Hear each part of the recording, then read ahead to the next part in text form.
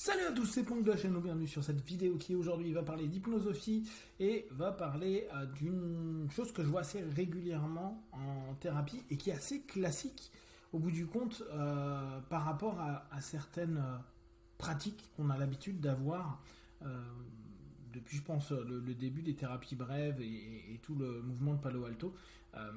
C'est en utilisant la technique la projection, on va dire, en transe de notre partenaire dans un état où il serait bien, où il n'aurait pas son problème, comment il se sentirait dans différents secteurs de sa vie.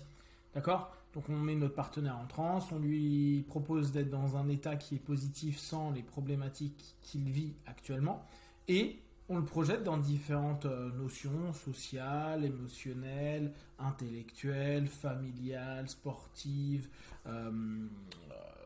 ou même celle du boulot, etc., etc. Et observer dans ces différentes situations ce qui est projeté, ressenti et perçu. Dans l'idée, ça revient un petit peu à comment serais-tu que tu te sens bien dans, ou que se passerait-tu si tu te sentais bien. Pour aller plus loin encore d'un point de vue sémantique, dans notre objectif, on se souvient qu'on doit être précis, réaliste, écologique, mesurable. Là, on est sur le principe écologique. Est-ce que te sentir bien, alors bien, hein, c'est pas assez défini, c'est pas assez précis. Néanmoins, vous comprenez l'idée. Est-ce que si le pathos diminue ou disparaît, tu continuerais à vivre de la même façon? Est-ce que ta vie serait la même?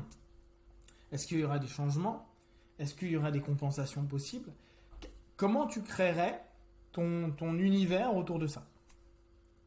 Et on pourrait se dire, une personne qui vient voir un praticien, son objectif est d'être bien ou de ne plus vivre quelque chose qui lui semble problématique. D'accord ? Ce qui semble logique. Néanmoins, je vous rappelle, la logique est plutôt consciente, le sens est plutôt subconscient.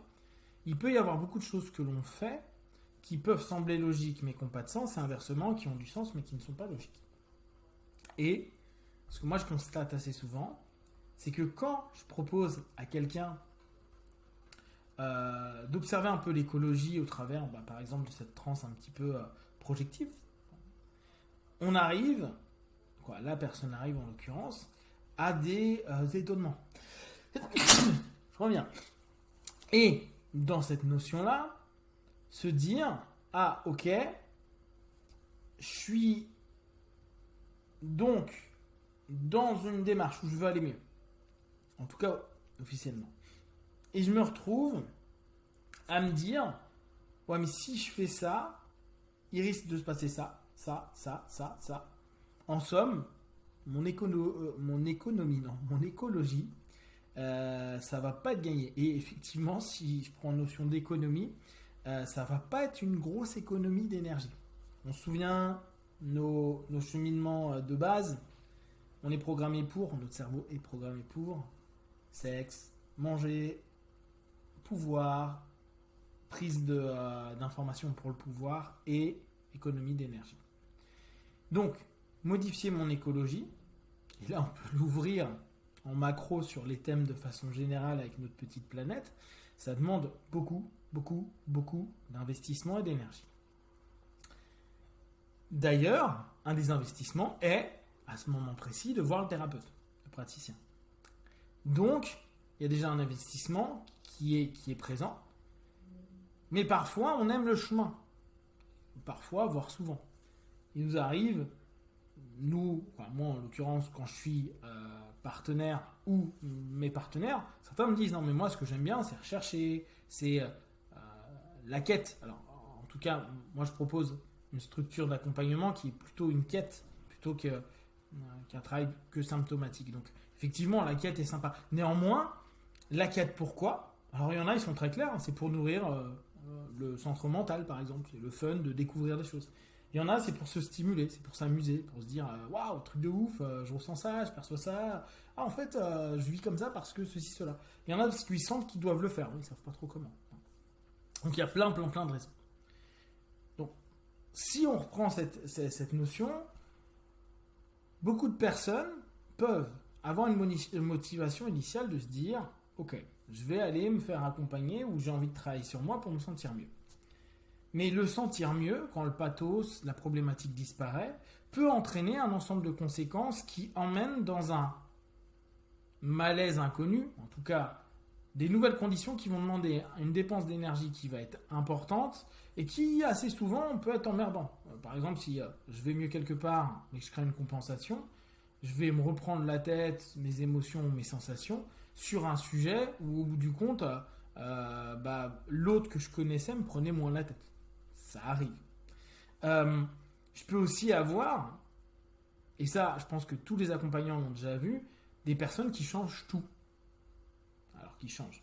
Qui créent des nouvelles situations où ils peuvent proposer des comportements parfois différents, mais pas souvent, on retrouve quand même les mêmes.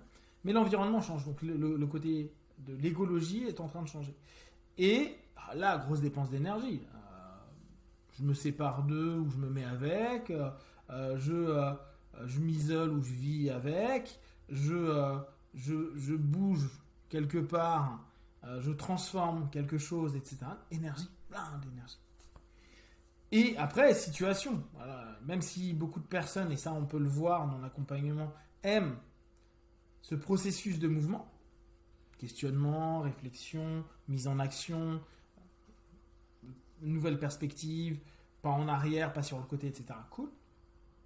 Et donc, changer son mode de vie, rencontrer de nouvelles personnes, se retrouver dans de nouvelles situations, déménager, etc.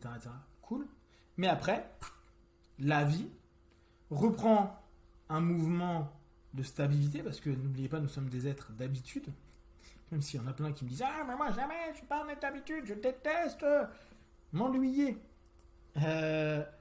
Et pour autant, dans cette dynamique-là, on va avoir ce moment où on se retrouve face à notre écologie. C'est-à-dire là où il y a moins de mouvement. Un petit peu comme on a pu avoir avec le premier confinement. Genre, il y a des coins qui vont dans les rues de Paris. Il y a des sangliers qui peuvent venir dans les villes. Waouh, super. On est là, on se pose. Puis d'un coup, on se dit, ouais, mais j'ai peut-être pas envie forcément de ça. Moi, j'aime bien les coins. Et il y a à ce moment-là, possiblement, alors le mot, je l'exagère complètement et je sais qu'il n'est pas correct, mais une espèce de décompensation. Donc, j'ai compensé avec un ensemble d'actions à un moment donné et je décompense l'ensemble d'énergie que j'ai pu avoir à un moment donné pour transformer, vivre, etc. etc. Ce qui fait que je suis pas bien. Et pour revenir donc à l'exercice de départ, imagine-toi dans ces situations diverses maintenant que tu te sens bien, des personnes vont revenir à dire mais en fait ça me fait chier d'aller bien. Et ça, c'est hyper courant, on le connaît. Certains vont appeler ça, c'est pas bénéfice, si, il y a bénéfice secondaire, autosabotage. Voilà. Moi, je suis pas tout à fait d'accord. Je suis pas sûr que ce soit un autosabotage. C'est juste une prise de conscience qu'on aime bien être dans la merde, ou on aime bien avoir des problèmes. Alors, je parle pas des gros problèmes, je parle pas des maladies de ouf, encore que ça se discute sur plein de choses. Mais en tout cas, je vais utiliser un terme que j'ai utilisé hier, quand il m'a été proposé par une de mes partenaires hier. Ça occupe. Ça occupe le temps, la vie. Ça occupe plein de choses, physiquement, émotionnellement, intellectuellement. Ça occupe des actes, ça occupe des comportements. Puis ça donne les raisons d'être. Donc, ce que moi, je vous propose de peut-être de voir, de réfléchir, c'est est-ce que le malaise et le mal-être que vous voulez retirer, en toute sincérité avec vous-même, en enlevant le truc premier de « Ah, mais je veux me sentir bien », est-ce que le fait de te sentir bien et de te mettre dans cette situation-là pendant des mois, des semaines, des mois et des années, avec le même mindset et sans problème, dans les mêmes situations que tu vis actuellement, changerait ou pas quelque chose?